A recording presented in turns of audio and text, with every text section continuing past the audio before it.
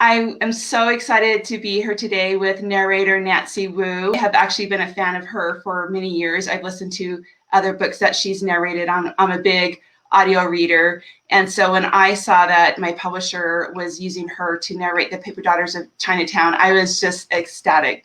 And so I started stalking her on Facebook and Twitter and became her friend. Anyway, so I'll just let Nancy introduce yourself a little bit to everyone. I am so happy to be here. I'm so glad to be connected, and thank you for like having me do this on your page. I was really excited that you have a page for this book because it's a really important book to get out there in public consciousness, and I enjoyed reading it so much. I just was really happy that the producers, it was Blackstone, I think, asked me to do this because I do a lot of Chinese history, given that I have a background in Asian studies. So yeah, I went to school and I majored in Asian studies and Chinese history at Amherst College, and I just didn't even know what to do. But when I started learning Chinese, because I grew up with a little bit of Chinese, I actually majored in Chinese and started doing the language and just kind of like, junior year, went to China, studied abroad, really had an eye-opening experience, of course.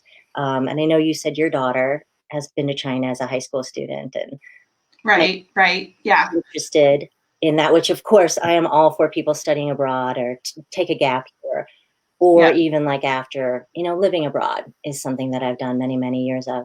So I do have a background in Asian studies, and I went back after college actually to live and work there because I had fluency, and I met my ancestors. I went to the ancestral grave and like met my father's side of the family during those years. I guess it was kind of like while I was in China studying. And then for 3 years, I lived back in China working after a short stint on Wall Street, which was crazy for, someone like myself who's actually an actor at heart. I did some acting in college to be on Wall Street, but everybody was doing that. And I was like, what do I do with my life? And blah, blah, blah. So I did do I was a research analyst on Wall Street equities. And then when I did move back and live in Shanghai for 3 years, I did stay on this path of being a management consultant. And so that is a strange period of my life. Obviously, we have so many chapters in our lives. Mine is a little like this. Right. Which is great. And so I lived for 3 years in Hong Kong and Shanghai. Okay. And and then when I finally came back, so I worked for a management consulting company, and I did a lot of traveling at that time. That was the time that I was able to stay with my father's family and really get to know them and meet them. And he had only been back from after he immigrated to the United States. He'd only been back a few times to visit his family in the 80s or something when it started to open up. Yeah. And he had very close ties. My father, very emotional person, and he had these emotional ties to his family, especially when you leave China before the war, before Mao took over, the revolution, 1949, liberation, as mainland calls it. And it was a liberation from like previous kind of government. And so I spent that time and did a lot of kind of identity and soul searching. It was incredible as an American kid, you don't really have that.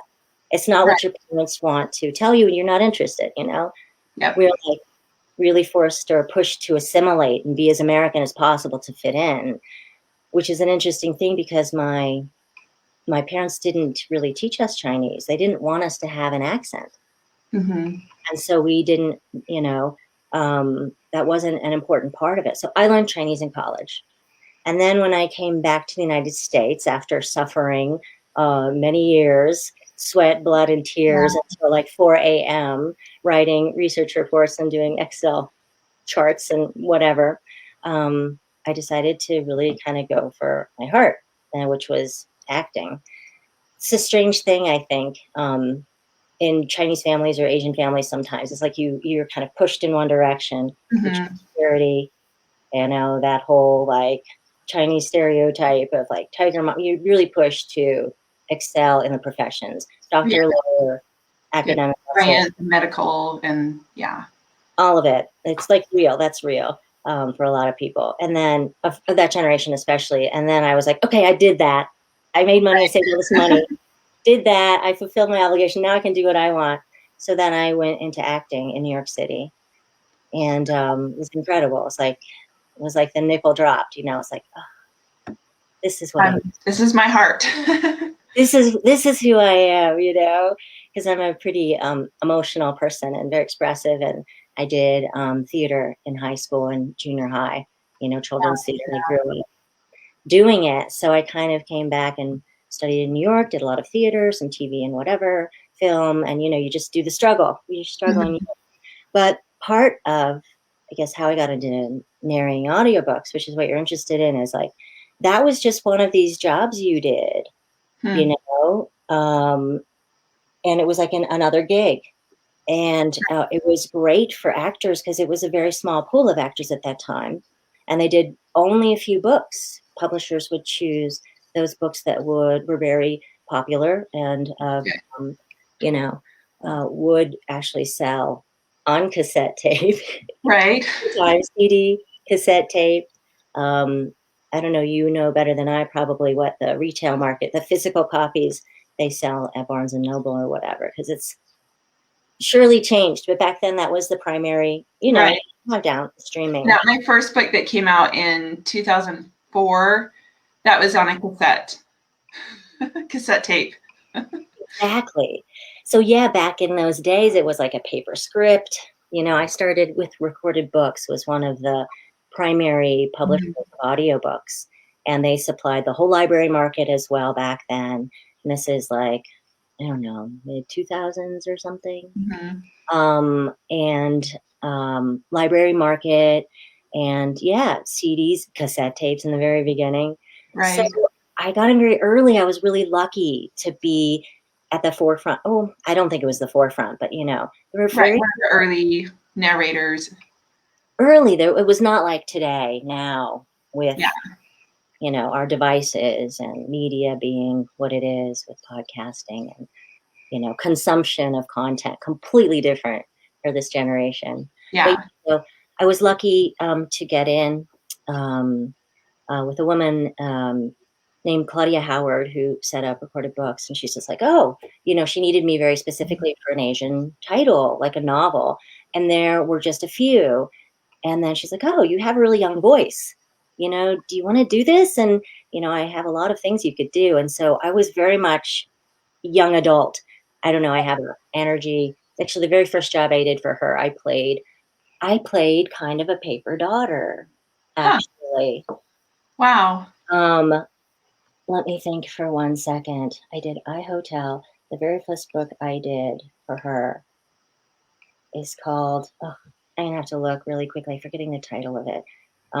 But I played a kind of, I'll just tell it quickly. No, we don't have forever a life story. There was a Chinese American son who went through like an immigrant mother who decided to marry a white woman, a blonde woman. I guess this is like in the 90s or something like this, or a little bit later. And she really was devastated that he didn't pick a Chinese American or something to marry and was against this marriage. So his chapters are fighting for, Americanization, assimilation. So she brings over this woman to take care of their children from China. Wow. Who barely speaks Chinese. And she's like about their age, maybe a little bit younger. And so this is a threat to the wife. And so there's chapters from everybody's point of view, the mother, the wife. And I played this woman who came from China, and she would write letters home and tell her story. Wow. And it was beautiful because every different perspective, the love wife, it's called the love wife. And every perspective, this is many years ago, is so fascinating. So you might want to read that, actually. Yeah, I'm going to write it down. Yeah, I don't know if it dropped off my Audible because I recently found out that, these older titles drop off because they lose copyright or Oh yeah, that's true. and then they're not reviewed. So it's like, oh, So I wonder even if maybe you can find it used on Amazon as a CD or something. maybe. Yeah. Yeah, there probably weren't that many copies, but yeah, maybe. We'll just have to see with that one. So in any case, so I started doing all these young adult books for her. And like I did the first James Patterson YA book, that's Oh late wow. 2000s, which was called Maximum Ride. It was like the series of angel mutant kids who were experimented on. I was Yeah, really I cool. remember that. I didn't read that. I remember when he came out with the young adult series, everyone in the author community was like, what? He's changing genres? Because back then authors didn't change genres. So it was really kind of a big thing for him to do that for the authors too. They were good too. They were very exciting. They moved very fast. I did those kind of things. That was also the time when you had abridged and unabridged. So I Oh, did that's the right. unabridged version, and then they had celebrities do the unabridged, Huh. like Wow. retail. I know. So I was kind of like, how come those didn't show up? I think they did a little bit on my Audible in the beginning. And then yeah, so I did. She thought it was kind of funny. She cast me in these like I think these Right. little Nancy Drew books, like a series for Okay. kids. So it was like Nancy Drew narrated by Nancy Wu, which I always Nice. suspected that she thought that was kind of funny. I did too. And because I'm from West Virginia, I was born and raised in West Virginia, and I have Southern accents and Appalachian accents. She Mhm. cast me in a couple Andrew Clements books. I think he's a pretty well-known Okay. Yeah. young adult middle grade of some like a particular character who was from Appalachia, West Virginia or something, and she moved to New York City. So in the beginning, I've said this in another narrator panel, I really had a wider breadth of titles that I was doing, Yeah. non-Asian, and was really considered my voice and, all different genres. But that's how I started compared to now, which is like indicative of two things, which are good. Meaning, Hmm. you know, both sides of the coin. We're getting more Asian titles and authors. Right. Yeah. Far more books are being produced. And then it's also kind of saying, oh, well, we are feeling a little bit typecast and pigeonholed, you know, to not be able to do books that wouldn't matter whether you're Asian or not. So Right. that's one thing that I kind of realized in talking on some of these panels, because we do a lot of DEI, inclusion, representation conversations now in our industry, Yeah. as well as in general. So yeah, that's how I started. And then actually left acting. I left New York City for about 5 years, 4 or 5 years, because I wanted to quit acting. I don't know if you know any of this about me. It said some of these things in my some interviews or something.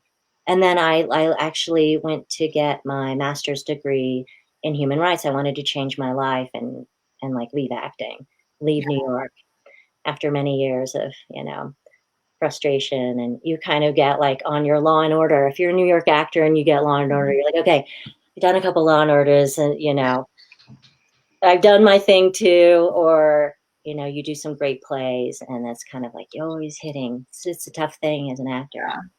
And so I went away and went to school in Italy, actually, to study human rights and international relations. And I got a call from one of my producers who's like, "Hey, we have another book for you." At that time, yeah, also this series of titles, which ended up being like 14 books over 10 years, was this paranormal romance series called The Undead. So Undead and Unwed started. It was Mary Janice Davidson. She's like very prolific author. She's really fun and hilarious. So they cast me early on as this 6 foot tall, blonde, blue eyed, Elizabeth Taylor was her name. They called her Betsy, Queen Yeah. of the Undead, so she gets hit by a car and she's like, yeah, hit by a car and becomes like a vampire because someone bites her, Yeah. and then Right. there's all this romance and werewolves and ghosts and werewolf sex and so that was a really hilarious series. So he called me. He's like, we have the fifth book or something, and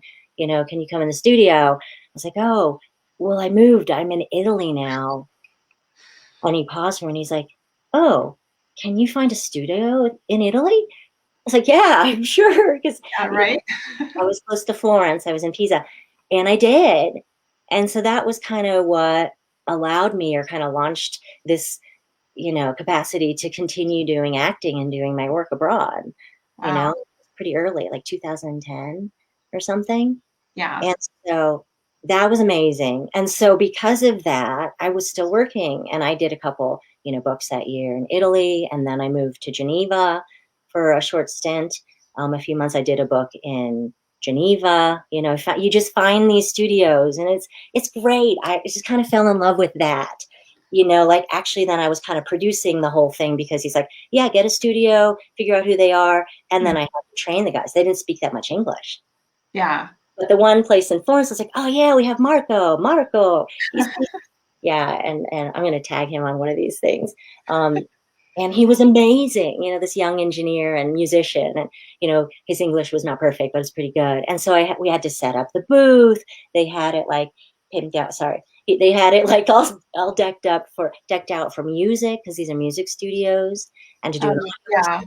you had a little space and a table and blankets over top, and really had to deal with them then helping me, work on the book and whatnot. So then I moved to Bangkok and continued my studies and did my thesis there. And I lived there for more than 2 years, almost 3 years, 2 years or so.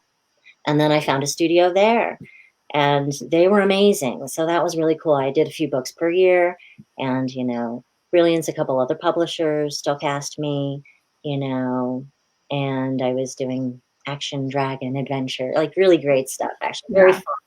And they loved it. So I was able to make really close friends through that venue, not just, through school and the UN or anything. It was more like I had a whole other side of the culture open up, because you don't get to get very close with Thai people or Chinese people. Or if you go to Japan, you don't become friends with them unless you have this kind of, relationship. So that was really awesome.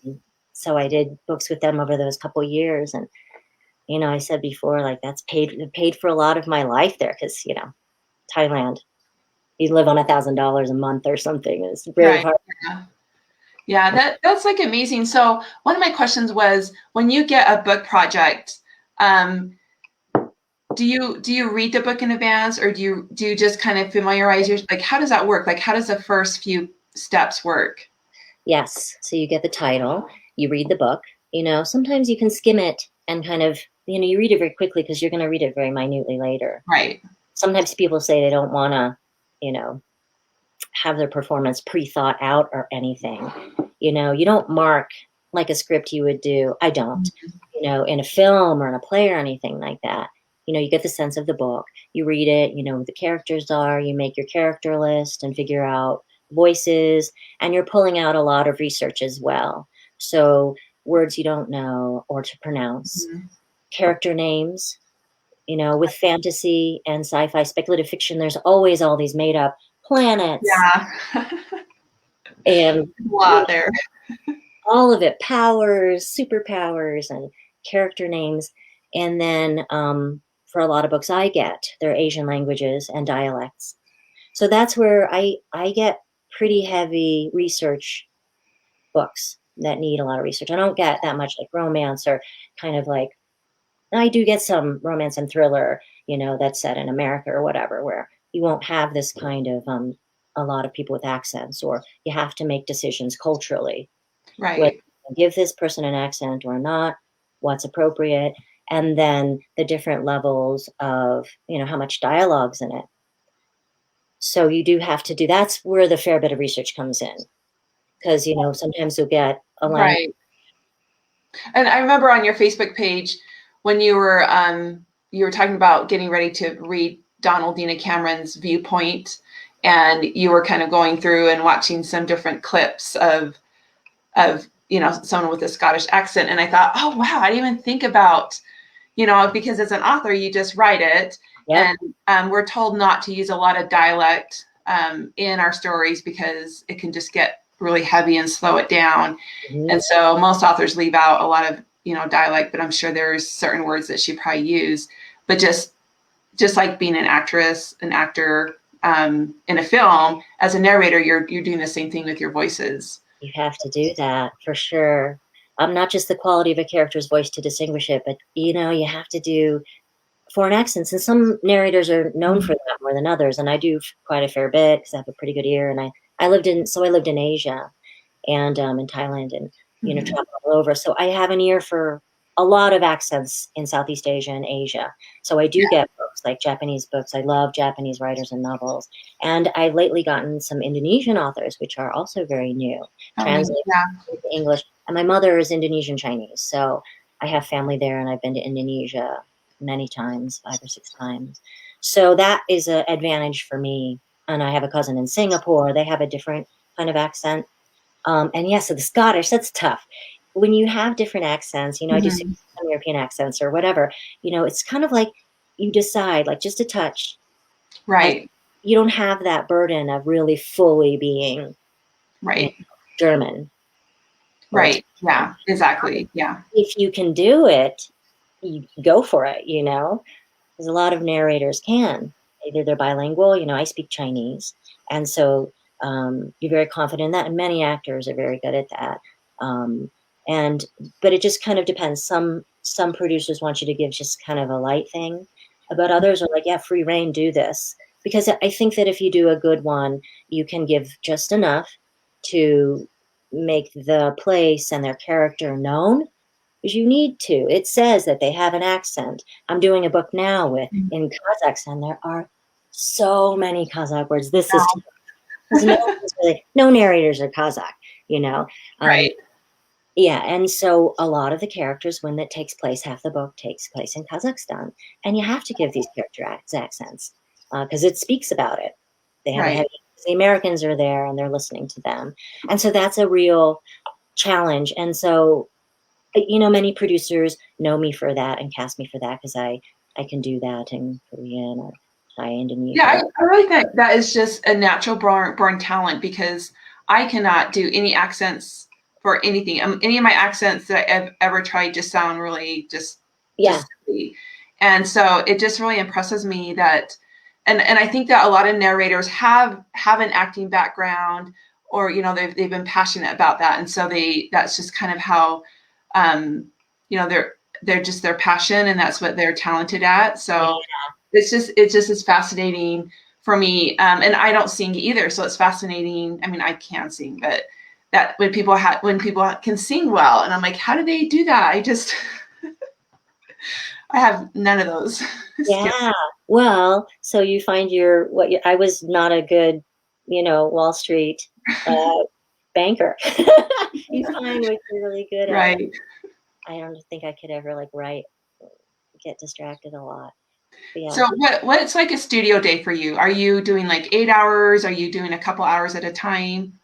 Yeah, it changes for people, have different kind of tolerance and stamina. For myself, it can vary. A lot of times I've traveled to New York, or since I left New York, I would go there, and then you have really 5 days to do this book. And so you're booking 6-hour days. Right. And to try to just get as much done day after day. But when you're at home, or I work at a local studio here in Boulder. I live now in Boulder, Colorado, and I came back to the States after I did my schooling. I work with a studio downtown, and we can just, work it out with the engineer, what their schedule's like, and studio availability. So for me, I work in my home booth sometimes, but I'm primarily a studio narrator because I started so early. Yeah. People in the last 5-8 years come into it as home narrators, and they live everywhere. Used to be a New York, LA job. It's an acting job, really. And you go to the studio. So I'm used to that, having an engineer and that second ear, so I can just focus on the work and the acting, and So I do both, but and so a home job has a different rhythm. Mm-hmm. I know a lot of my narrator friends are like, "Whoa, 9 to 5. I'm only in the studio for 4 hours a day, 6 hours a day. I'm not going to work on weekends." But here I go with their schedules, and they have big corporate clients or music clients, and so we can do nights and weekends a lot of times. Yeah. I have another studio. So generally for me, I like to work like a 5 hour, sometimes 4 or 5 hour kind of day, because it's exhausting Oh, sure. Yeah. depending on the book. And, starting and stopping. Some days I'm starting and stopping all the time. Some days I'm just in a groove. It's like, wow. Yeah. It just flowed that day. Well, it depends on how much coffee I've had and if I've done yoga in the morning, because then I'm all chilled out. I'm like, Yeah. or if there's a lot of dialogue, like I said, I get cast a lot. One producer cast me a lot for just action, because I've done like a lot of, I did like an X-Men series of books, and I was so happy he cast me for that, because you have all these superhero characters, or young adult has these, and so you're really putting it out there. Yeah. Fight scene, and then this happens, and then they whirl around, and it's very visual, and that takes a lot out of you. So it depends on the day how long you can go. Right. And then, so I've done, so with something like the Paper Daughters of Chinatown, it was my publisher that contacted the audio producer, who then contacted, or the audio company then contacted you. So it's kind of like this roundabout way. But I have done some books through some of my indie published books. Mhm. I've had like maybe an audio company like Tantor contact me, and then they give me some narrators to choose from. But I've also done just completely independent books where I've chosen the narrators. So when that happens with you, how does that work? Do you just set up your own schedule and do it at your home? Is that with ACX? You usually Yeah, through ATX. So ACX is a whole other thing that's opened up when Audible, started that for indie authors to produce their own things, and for narrators too. So I don't do a lot of ACX, but Okay. I have had authors contact me directly outside of ACX. So I've Okay. actually never done an ACX book, and I know there's a huge market for that with indie authors searching for a particular narrator, maybe Mhm. reach out and use that platform. So for me, I'm doing a project now. I'm still like trying to work in studio. I can record at home, but then we do the production afterwards. We hire the post editors. And so we be basically producing the whole project and Right. bringing in people. And yeah, you either narrate yourself, and then you're doing all the engineering while you're putting it together, give it to your post people, you hire them out to proof and to QC and to do all the mastering. Um, so we take that on and then do it all for you. But for me, I'm also trying to work. So I build in that kind of extra Mhm. cost if I can, if they have the budget to do that, Right. which is lucky to do so. And, we have union fees and whatnot to pay. And so, yeah, it's a good way. And I know that market is great. And a lot of people that then you talk royalty share, and a lot of people have businesses where they're really just working with indie authors because the product is good, um, and you have the control. Although with publishers, sometimes you do have the control. You can be involved, um, depending on choosing your narrator as well. Um, but that is like you have a lot more support from the publishing Right. house. Right. Exactly. Did you find that how would you compare the experience in the Um, so so with going through traditional publishing where they just choose a narrator, really my only thing I have to contribute is I'll send like a character list. Um, maybe, this lady, she's 55, and she's mean to everyone, but she goes through a character growth by the end. Or I'll do like some, just things that some foreign words or certain names, maybe they're historical names or even fantasy names. I'll do a pronunciation guide.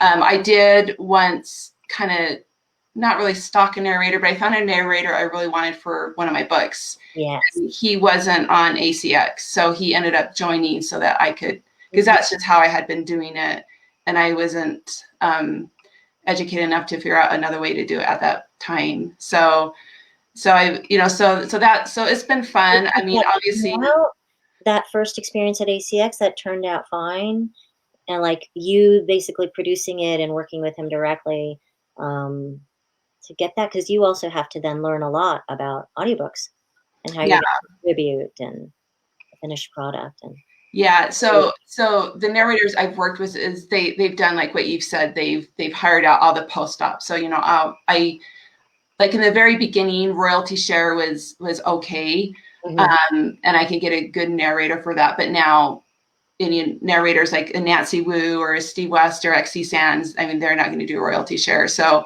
you just pay their per finished hour, which is a lot easier because then I don't feel like guilty if the book doesn't do so well, you know. Totally. It's also better for us as well. You take a gamble and a risk, and yeah. But Yeah. a lot of times, yeah, it's better to kind of just stay the way that we work with publishers. Right. I would rather just as an author just pay for the job so the narrator gets all their money up front and then, then I just continue marketing with the rest of my lineup. I So have you ever had a book you've turned down or a project you've turned down because there may be time constraints, but maybe you just felt like it wasn't something that you wanted to do? I have. There's a lot of kind of like romance that gets pretty heavy, Mm-hmm. and a lot of people have pseudonyms to work in that genre. And I did too. I've done a lot of, not a lot, I did some of that. And I find like later on, I was able to be like, no, I don't really want to do that. Or, Yeah. and our schedules do get packed sometimes because there's a lot of work for narrators. Yeah.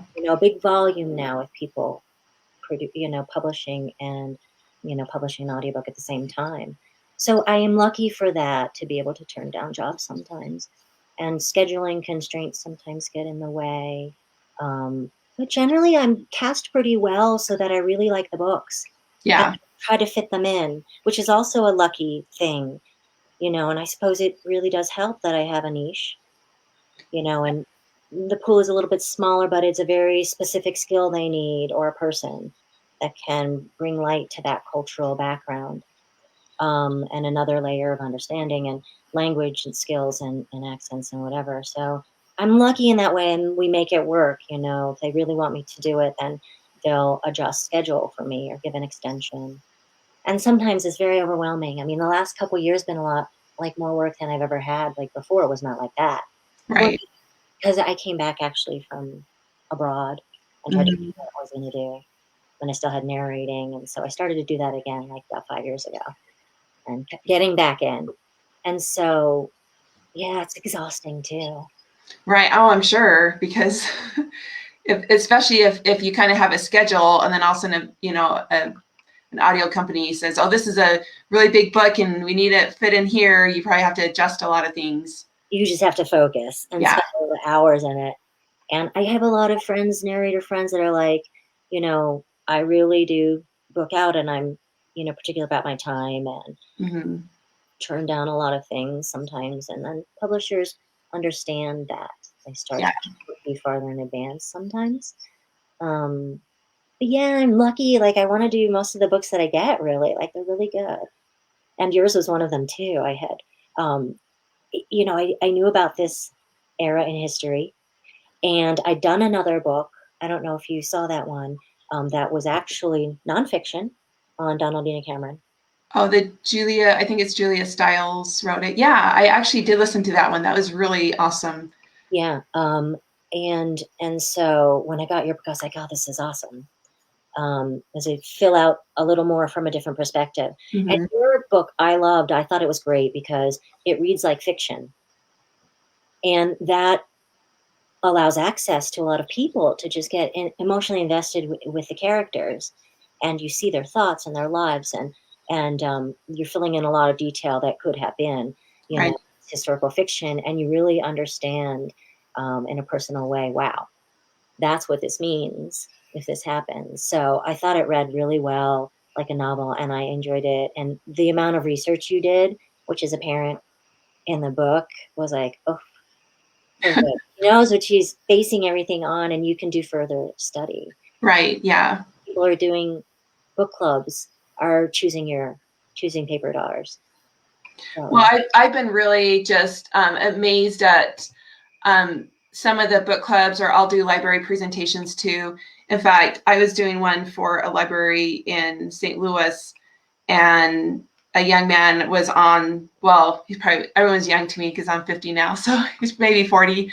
He was on, and then, I kind of opened it up to questions, and I had a PowerPoint presentation, and I talked about how Donaldina Cameron had also started the Min Kwang Home for Chinese girls, and they were for the younger girls. She really wanted the younger girls to have just a more of a lighthearted upbringing, to have a yard to play in, to be able to do a lot of stuff that kids could do, that she felt like, with having these older girls and women who had been through a lot of trauma and had to go through a lot of healing, she wanted to kind of separate it. So this man had listened to the presentation, and at the end he said that his neighbor had grown up in the Min Kwang Chinese home, but he hadn't realized it had been started by Donaldina Cameron until he saw the PowerPoint I had done.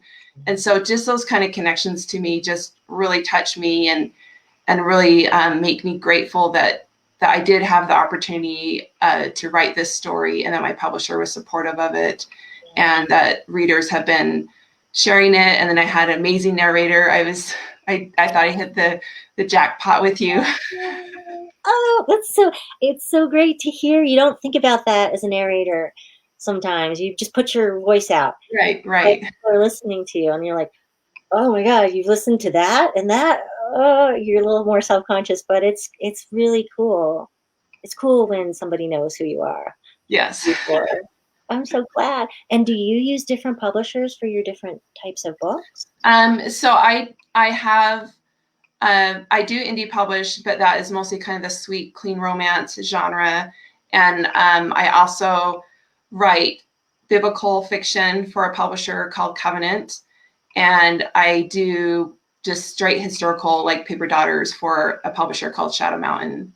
Yes. And I also have some thriller series that I did with Thomas and Mercer a few years ago. So that was really fun too. You have a wide, broad of genres. Oh, yeah. That's kind of amazing. Did you? But it was really fun. Like about 5 years ago, I do this clean romance series, and they're called Timeless Romance Anthologies, and they're just collections of romance novels. And Brilliance Audio contacted my agent, and they contracted for 26 of them. Awesome. And so we didn't, they didn't give us narrator choice because it was such a big project. But that was just really fun as they started to get published. I'd go and download them and start listening to them, and just to hear the narrations. And I think what I love about audiobooks is, especially from an author point of view, is it brings your story to life outside of your head. Yes. Because when you write a book, it's just in your head, and then when it's published, you don't even want to read it because you're so self-critical of your work. But then when you have a narrator reader, you enjoy it like a reader would. Yeah. And so it just takes you outside the book, and you see the book from a different perspective. And I love hearing, character voices. And sometimes I'll just kind of giggle to myself and say, oh, it just sounds kind of weird to have someone reading, but also it's super enjoyable. Yeah, I was going to ask that. Like, I'm curious, like, what happens when you're like, oh my gosh, that's not the right voice. This is not who I imagine this person is, because sometimes we don't have that much to go on. Yeah. It's the actor's job to kind of just make a choice, but you're always like, how do you guys feel when it's like? The only time that is, well, obviously there's times when it's just like, oh, if I would have said it, would have just said it a little bit differently, but they're not usually really big deals. One time I was doing one of my indie books with a narrator, and it was one of my biblical books, and it has, the God voice in it, just, a couple times kind of in a prayer. And she used, it was really, I ended up having her change it, right. But she used like this echoey thing, and it just pulled me right out of the book. And I'm like, no, I know that we don't know what, if we believe in God, what God really sounds like when he talks, but I don't think it would sound like this kind of booming echo. So that was just one that was just over the top. I would say, if you have an indie production, you can obviously be involved directly with your narrator and talk about that. And that's very helpful. Yeah. Some people appreciate that more than others, because there is a boundary you have to make. You know, if the author gets too involved, then you feel really constrained. Right. Yeah. You don't trust yourself. And But yeah. And also so when you produce like just your indie book, on audio, then the narrator, gives you an opportunity just to listen to it and send back any changes. yeah, But instead of like reading along, I'm sure I could find a lot of little changes, but I just listen as a reader. And then, so usually I only send back like 5 or 6 little changes because I just want to hear it. Because to me, it's not important if there's a 4 or, like there's a couple words where maybe, kind of transposed a little bit, if they still make sense, then I'm totally happy with that. yeah, that's true. And I was just going to say, for authors that do get the right spot by a publisher or whatnot, you can provide, like, this is important to me beforehand, and the publisher will take care of that and put it through their research and get it to the narrator. A little bit more roundabout way, but like, I think that that's something that people would appreciate if there's, this is really important to me, or this Yeah, should be. that does make sense. Yeah. Yeah, because I find myself like, I would rather know, and then I do my best. Right. And because I think it is collaborative, but obviously if there's a publisher in middle, it kind of separates that process a little bit. But I think it still can be collaborative too. So yeah. Sometimes it's burdensome for them to have that level because they're professionals as well. Right. Yes, they guide us, they help us with research, and if we have questions about accents or characters, they, will do so. But some are very much like, here's the author's information. You can ask those questions to them, and that's really nice. Yeah. I didn't even think about that part too. That would be nice. But anyway, so I am just really excited that you joined me today. And and I told you earlier that my daughter, she's very interested in narrating. And so I think she's at work, she works in the mornings, but I'm going to have her jump on and listen to this. Well, she can call me anytime. I'd love to talk about it, and help her. Yeah, she would love that. Yeah, she'd be very, very excited. And she's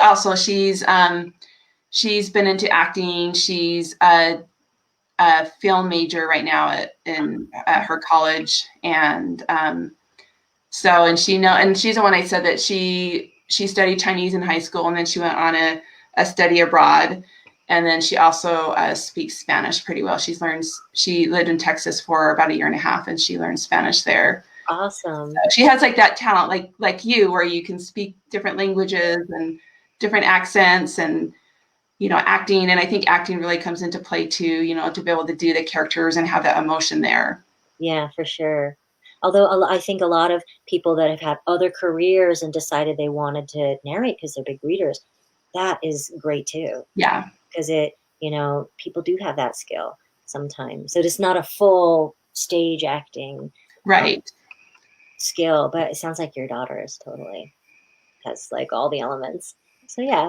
Anyway, well, thank you so much, Nancy. And I hope you have a great day and a great week, and good luck with all your upcoming millions of audiobooks. Thank you so much. I'm happy that you asked me to do this. I'm so happy to meet you actually, like face to face.